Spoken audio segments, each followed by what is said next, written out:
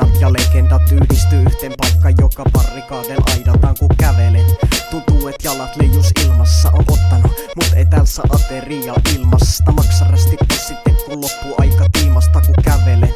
Tuntuu et jalat olis liimasta, olen hämmentynyt. Tuntuu et tuulle ei jos suuntaa ollen rauhallinen, mut silti tekis mieli huutaa olen janoinen. Mut ei täs pysty auko suuntaa, järki pääni läpi kuultaa. Se mun olomuotoa muuntaa, voi vittu. Tuntuu et jotain taas missasin, Nissanin takavalot heijastuu läpikin lasi.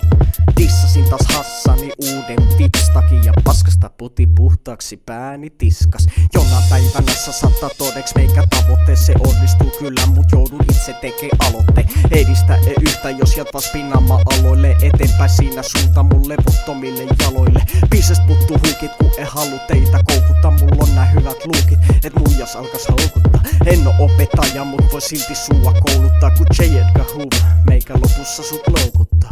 Kun saavun mestoille on hipi hiljaa koko kööri. Sä oot se sirkuspelle, mä oon se direktööri. Kun pärätä räppän tän niin sulta repee joka rööri. Mä en oo amatööri, pariimi-insinööri. Kädessäni luotijuna ja mä oon se konduktööri. Sutenööri, josta tuli treidin kautta miljardööri. Interiööri eli milläs leki jonglööri.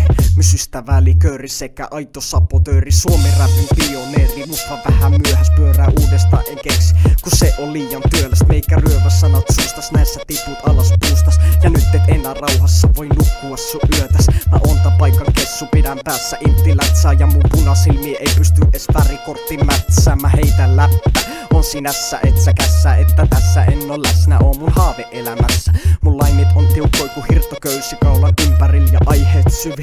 Kussukellus älyämpärillä pääsisällä aina tosi dopit räppipilet. Ja kuhuslan pussin kujariin, niin se on säkkipimeet. Onko telluksen kovin? No vittu ilmeisesti sekavampi kokoonpano ku tuotos insesti. Aktuaalisesti, absoluuttisesti, aggressiivisesti päätän tähän mun olemiseni manifestin.